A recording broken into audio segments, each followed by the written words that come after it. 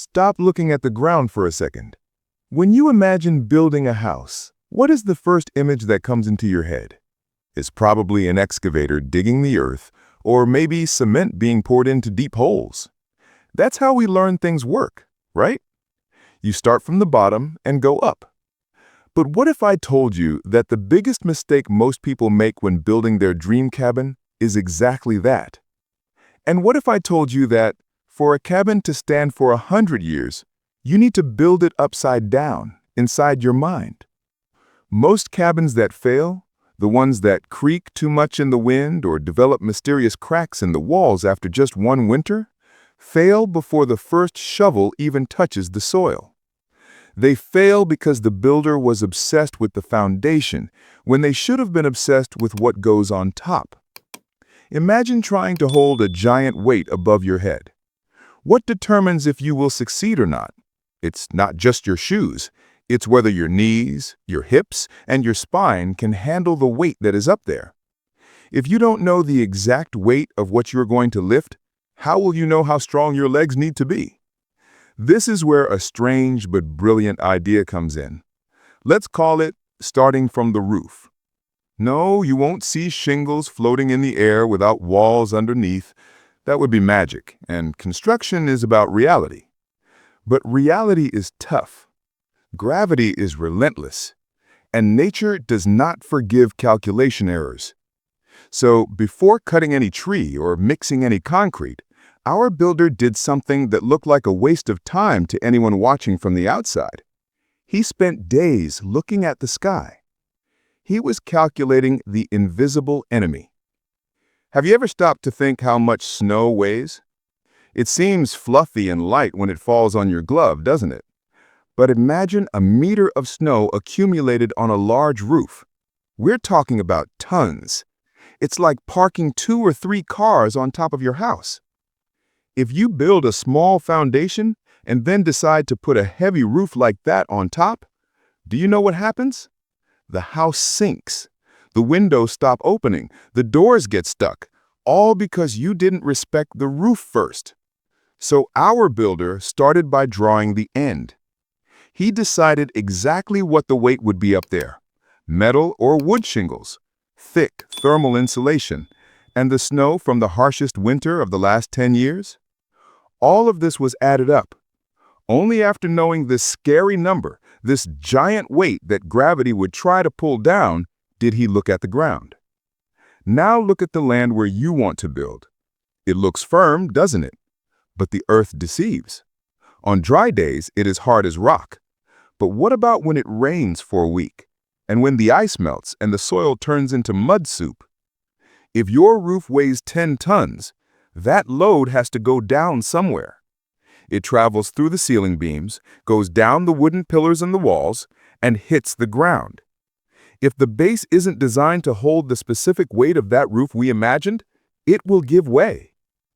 Would you trust a 3-legged stool to change a light bulb? Probably yes. But what if you had to hold a refrigerator on your back while climbing that stool? The conversation changes, doesn't it? The foundation is that stool, and the roof is the refrigerator. That is why when the excavations finally began, they looked exaggerated to the neighbors. Wide, deep holes, much larger than seemed necessary for a simple wooden cabin.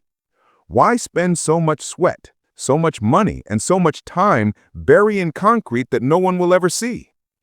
Because the roof demanded it. That drawing of the top dictated the rules down below. While the cement was being poured and drying, turning into artificial stone, there was a sense of security. It wasn't just concrete thrown into the earth. It was an answer. The roof asked a difficult question. I am heavy. Who will hold me? And the foundation answered, I can handle it. It is curious how we ignore this part. In construction videos, the foundation is the boring part. We want to see the walls going up. We want to see the decoration. But could you sleep peacefully in a storm, knowing that the base of your house was made by guessing? Peace of mind has a price, and that price is paid with sweat in the foundation phase. When the wood arrived, the smell of fresh pine filled the air. It is one of the best smells in the world, don't you agree? It means a beginning. It means potential. But here again, the roof-first logic changed everything. Normally, people choose the wall wood for beauty. They want that rustic look. But our builder wasn't worried about beauty right now. He was worried about the path of the force. Imagine an invisible line that goes down from the top of the roof to the ground. This line cannot be broken. If you put a huge window right where this line passes, the weight of the roof will crush the glass. So every beam, every post, every piece of vertical wood was positioned not where it would look pretty, but where it was necessary to support the hat of the house. Have you ever noticed how some old houses look crooked, with the roof sagging in the middle, looking like a tired horse? This happens because the wall structure wasn't aligned with the roof load. Wood gives way over time. It gets tired. If you ask a beam to hold too much weight for years on end, it will curve. It is simple physics acting in slow motion. To avoid this, the structure was assembled like a skeleton, strong bones in the right places. Raising the walls is the moment when the dream takes shape.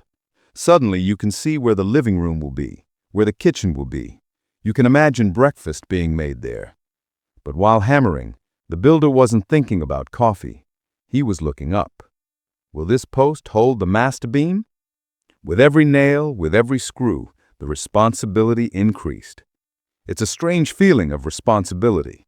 You are creating a shelter, a place that must protect humans from the cold, the rain, and predators.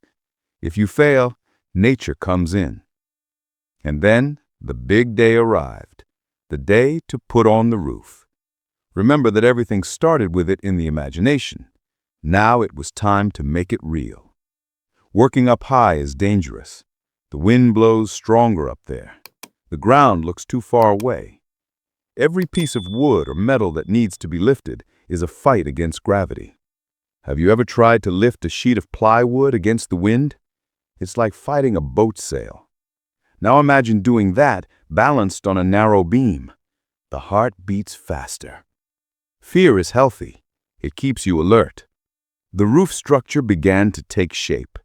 The wooden trusses, those triangles that form the tip of the house, were hoisted up. Triangles are magical shapes in construction. They're undeformable. If you push a square, it turns into a diamond shape and falls. If you push a triangle, it holds the force. That is why roofs are triangular. It's not just for the rain to run off. It is to lock the entire house together. When the last truss was fixed, something changed. The house stopped looking like a pile of loose wood and became a unit. The weight of the roof pressed the walls down, fixing them to the foundation. Everything clicked into place. But covering the roof is where patience is tested. It is repetitive work. Place the shingle, nail, repeat, 1,000 times. Under the hot sun, the roof turns into a frying pan. Sweat runs into your eyes, your back hurts. Why would anyone go through this voluntarily? Why not buy a ready-made house? I think you know the answer. There is something about knowing what is above your head, knowing that every nail was placed by your hand. When you lie in bed at night and hear the rain hitting the metal or the tile, it is not just noise. It is the music of your effort. It is the sound of the safety you created yourself. And speaking of rain, sealing is the final test. You can have the strongest structure in the world, beams capable of holding an elephant, but if there is a hole the size of a needle, water will find it. Water is persistent. It waits. It infiltrates. And over time, it rots the strongest wood. So the attention to detail in this final phase of the roof was surgical. Every seam sealed, every corner protected. It is invisible work. No one will look at your roof and say, "Wow, what great ceiling under that shingle." But it is what guarantees that the cabin will last for your grandchildren. The cabin was closed.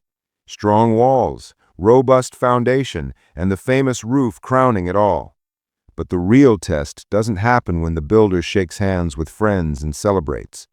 The test happens months later, on that dark November night when the wind howls like a wolf outside and the trees bow down. You are inside with a cup of hot coffee. The fireplace crackles, and suddenly a gust of wind hits the side of the house with the force of a truck. If you had built only looking at the ground, maybe you would feel the house shake. Maybe you would hear a dry crack in the wood. Maybe you would feel that cold fear in your stomach. Will it fall? But you don't feel that. The house doesn't even move. It is solid as a rock. And you know why. Because back at the beginning, when there was nothing but grass and dreams, you respected the weight of the roof. You built the foundation to serve the top. This strategy, thinking from the top down to build from the bottom up, is not just for cabins. Think about your life. How many times do we start projects just digging holes without knowing the size of the problem we are going to put on top? We start a business, a relationship, a hobby, focusing only on the beginning, on the initial excitement.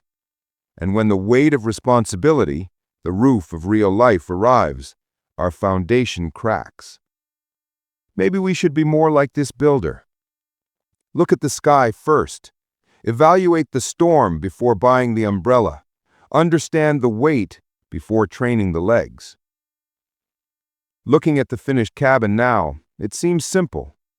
Beautiful, yes, but simple. Those who pass on the road see only wood and glass. They don't see the tons of pressure being distributed mathematically through the fibers of the wood to the heart of the earth. They see the landscape, the charm. But you, who followed the journey, see the truth. You see engineering disguised as art. And the most amazing thing? The interior of the cabin reflects this security. The high ceiling, that open space above the head that makes us feel free, is only possible because the roof was well planned. If the structure were weak, we would have to fill the room with pillars to hold the ceiling, ruining the space. The freedom we feel inside a well-made house is a direct result of the technical discipline of the person who built it.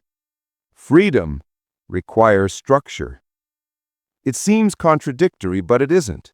Without the strict rules of gravity being respected, there is no safe space to live. Now imagine winter arriving. The snow starts to fall softly. On the first day, it is beautiful. On the second day, it covers the ground. By the end of the week, there is a thick white layer over everything. The silence of the snow is deep.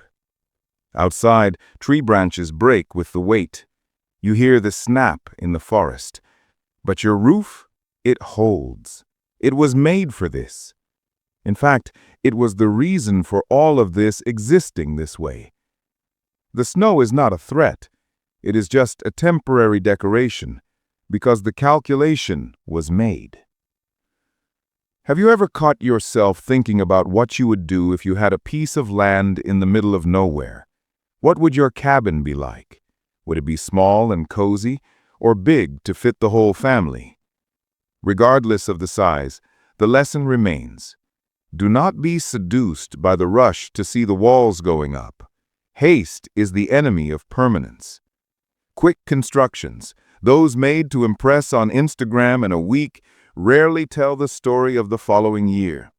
The story of leaks, cracks, the cold that comes in through the gaps that opened up because the house settled wrong. Building is an act of faith in the future. You're saying, I will be here 10 years from now.